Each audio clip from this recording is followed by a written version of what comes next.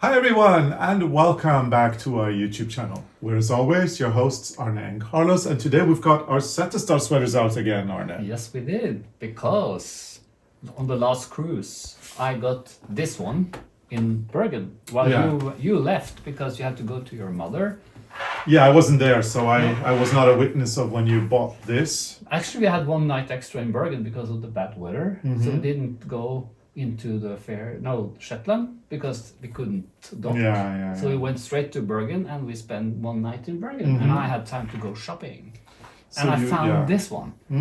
Which is actually a handmade one. This is a handmade one, and I bought it because I thought I didn't look closely at it, but I saw the embroidery and all the buttons, and I think it was very nice, and I actually love the volume. The volume's very nice. It's kind of like a little oversized. It's very oversized, but you will never wear this to the folk costume if you compare these two. It's different. This is the one for the folk costume. Yeah. I have never worn it because it's been too warm. Yeah. But you see, this is thinner yarn and it's machine made in Setesdal, and the embroidery also. You see, it's finer. This is more homemade, more raw. Yeah, and now we need to rewind a little bit because I'm sure our viewers are saying, "Oh, it's machine made." And looking at it with disdain, obviously, because it's machine made. I wish this one handmade. was machine made, actually. Yeah, but we have to go back in history a little bit and explain. So today we value the handmade more than the machine made, and it's actually more expensive today to make something by hand.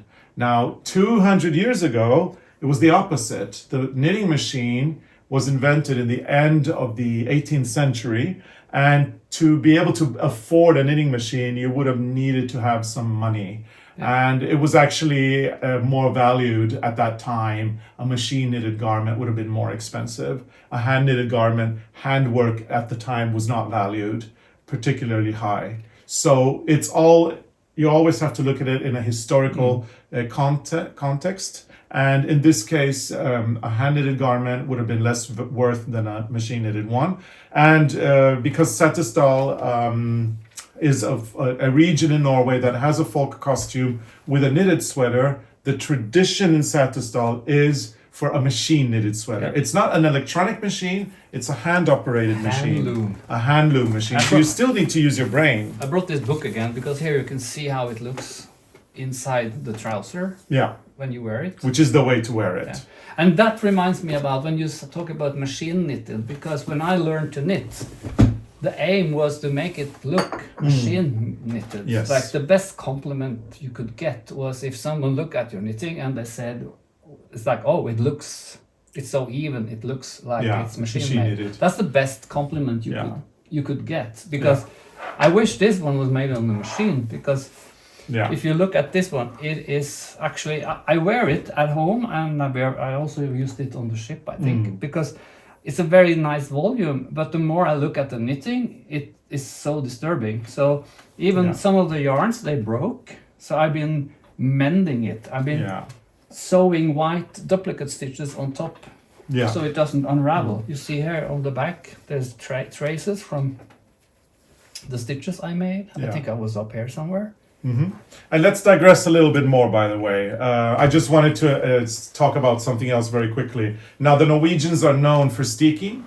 A lot of you viewers are afraid of steeking, but there's no need to fear, because it is actually not difficult once you know how to do it. Once you've done it once, it's easy to do it. It's always easy when you know how to do it. But what I was going to say is, when you look at this sweater, the original bunad sweater that Arne has for the Setesdal's bunad, when you look at it and you see that it's, obviously machine knitted and then steeked. Yeah. And here you can see exactly why it's steeked, because you do the cutting and then you add the felted wool with the embroidery around it, and you do the same for the cuffs. As you can see here on the inside. And I done the same on this one. Yeah. But so steeking is a part of the Norwegian heritage for sure.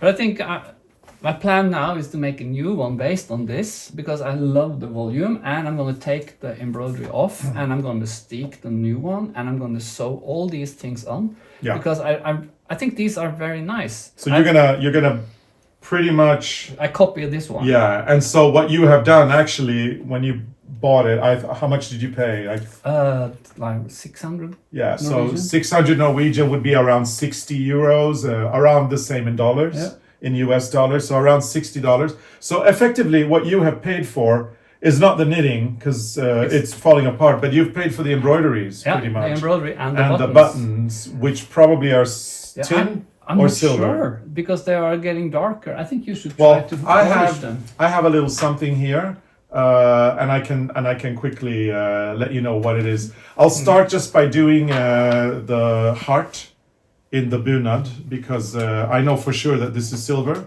Yeah. You see, they've been just lying in the closet with no plastic, so they darken. Yeah. But you see also the buttons on this one. This is bigger buttons, and these are smaller. But I think this is nice for what you call hverdags. Daily jacket. A daily use. For daily use. Is really good, but. So if you see now, this little table or this little cloth has something in it. Yeah. So that when I polish, the black disappears when it's real silver, which it is doing here on our on the heart. You can see now it's getting right. Yeah. The black is disappearing, and it's actually ending up in the cloth. So this for sure, as I know, because it was a gift from Husfliden, made by actually a very famous person in Setesdal. A singer. Kirsten Brottenberg. Yeah. She's a singer, folk singer. She's a folk singer and a silversmith. And look, it's coming out perfectly. Is she a silversmith, or did she just do the design and someone? I think she's I don't know, maybe she's a singer, at least. She's a singer, but she made these for us. So you can see now it's the black is gone. So let's try. Try this one, but I can show the problem with this one, because let me show first the problem. Okay. Because this is very disturbing. What you say? The rounds, they doesn't start under the sleeve on one of these. You see? Yeah, I see it. Yeah, you see? This is coming up on the side. It should be under. That is very disturbing. And then when you see rows like this. Yeah, that's very disturbing. That's also very disturbing. And there are special techniques to avoid that. Yeah, but when the white is so tight, it almost disappears, and then you have the huge one there. Yeah, that's so wrong. This is what I'm trying to fix now. And you also, where was it? I saw there was another thing that was very strange. Well, it doesn't matter, because I'm changing it. And if you look at, I tried now to figure out how much I need. So I used the Norwegian wool from Rowan, our yarn, and the first one, this is... So this is a sample, it's not... A sample. So I made this one, and this is just a little bit too big, and then I tried this one, too small. So I'm gonna add 8 stitches. Okay, so you're gonna reknit this one as well. So this is 60 stitches, so there will be 68 stitches on this one, and then I think I will be happy with the volume. Yeah. And then I start increasing. And I figured out that on this one, I increased on every 6th row. And you see, it looks kind of nice, but it goes more out up here. So I think I will increase on every 5th row and stop when I have this width. Yeah, and obviously you've knitted black here so that you can add the cuff. Yeah. You're going to remove it and add it there. So I looked inside, and you see this is just stockinette, and I can feel there's a rib under here. Yeah. So when this is steeked and sewn together, I will take this off and sew it on this one. It's the same here. It's a stockinette here until the knitting starts. So, but I think there's a lot of strange things in this garment. So it's interesting, and you're gonna copy it exactly. I'm gonna copy it, and now I just have to unravel all these and start over again. So just a question, Arne. If somebody went to a shop and bought themselves a sweater, and then you want to knit yourself a sweater based on the volume, then all you need to do is cast on, make some calculations, make some measurements, figure out the gauge, right? First you take the width. And on this one, I made 2 mistakes, because it's a bit hard since it's something is changing here. So, but I don't care if I do 1 or 2 swatches, because I think it's fun to make the swatch. Oh, and you have to. I think that you can't really. I mean, if you got it right the first time, you'd be very lucky. Yeah. Because as you say, there is a cuff there that is in fabric, and you can't really. Well, if you try one more time, it's not a big deal. No. That's what I mean. Yeah. So you do your swatches and you figure out the width. Yeah. Then you figure out how much the width, and then you based on your swatch, you see how many stitches you need, and. But originally, when you did your gauge, or when you were like figuring out the width, you took a measurement, right? I took first I made a swatch, and then I took a measurement, and based on the measurement I casted on the stitches. But then and then you cast on the stitches based on the swatch, the information. Yeah. So for DK how yarn. How many stitches on 10 centimeters? Yeah. So for DK yarn, for example, 22. So say this is 20. Say this is 20 centimeters, then you would have assumed that it's 22 per 10, so 44 stitches is what you would have cast on. For example. Yeah, for example. Yeah. Okay.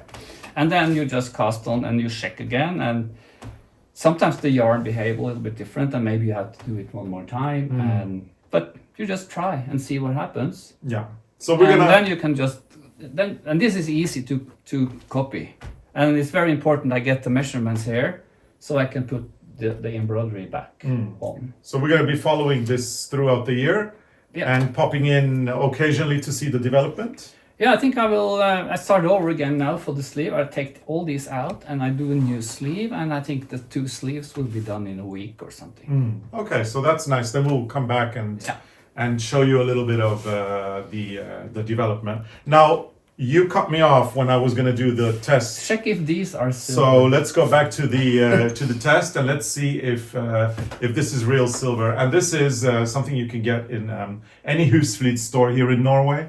Not sure you can get it in other countries, but here in Norway, this is actually for this. Yeah. So you put this like that, and now you can polish your silver without the. See if I did a bargain, or if I suspect that these are made out of tin, but we will see in a matter of moments now. Please be silver. Please be silver. It's not easy, huh? It doesn't say under. Hang on, it's not. But they are getting dark. Oh, there's a number here. Maybe it is. Okay, here we go. Yeah. They are getting more shiny, aren't they? Please say yes. I have news for you. Yeah? It's silver, because look. Yeah, that's what, because they look like silver buttons. It's silver filigree work. Yeah, but they're smaller than much smaller for the folk costume. But this is not silver. You see? Yeah, this is. What is this? What's it pewter? Called? Pewter or tin? This is pewter. But are you sure? I think it. Oh, did we buy silver buttons? I don't remember. No, we didn't buy silver because it's annoying. You have to polish. Yeah, that's true. Yeah, exactly. The only thing silver in yours is that one. But these, I have news for you. Look. Yeah, I think they look like silver buttons. So I did the bargain. But look at the difference between this one now. This one's shinier than this one. So yeah, it's silver filigree. How much do you pay for one button, do you think? I don't know, maybe 100 kroner. So I paid for the so yeah, 600 kroner, 60 euros, $60. That's what you pay. Plus this one and the embroidery. Yeah. I did a bargain. Let's see if this is probably silver too. I'll do it just carefully. And also for those of you who have seen the shorts where I definitely silver. Yeah, I took an old Setesdal sweater that has shrinked in the closet and I made it into a jacket. I think that one is actually knitted on from the same pattern as this one but I can now. First, I couldn't find these buttons in what you call this, Carlos? The clasps. I couldn't find the one I had, or the brooch, maybe? Yeah, and I still haven't found them. And this morning I couldn't find a jacket either. Someone is eating the garments. Maybe it's a little mouse. Maybe it's the closet mouse. The closet mouse. Who knows? Okay. So we will be back with an episode on this sweater and the development, so that you can follow. Not sure when that will happen, but eventually we will come back and show you the progress and how it's going. Yeah. And maybe you'll fit it for us and model it as well. Maybe you'll show us how this one I can do fits as well, the volume in the next episode that we do. That would be fun. Yeah. Okay, so we hope you have enjoyed this episode. If you have, please give it a big thumbs up. If you're a subscriber, make sure to turn on your notification sign so that you never, or the notification bell so that you never miss an episode. The email list, our newsletter, is the best way to stay in touch with us and figure out all our shenanigans. And if you want additional content, consider becoming a member. And in order to become a member, all you need to do is go to our YouTube channel, the main page, look for the subscribe button. Next to it, there's a join button. There's 3 tiers, and you get lots of fun things like emojis, weekly updates. There are live streams with knitting help that we offer. So if you have knitting problems, a monthly live stream, and we can live chat and we can help you with your problems. And we do monthly shenanigans in the kitchen as well for our members. So be sure to check that out. I'm glad you said all of that. Yep, Yeah. Me too. because because you always forget. Anyway, thank you so much for watching, and we will see you again very soon. Bye. Bye.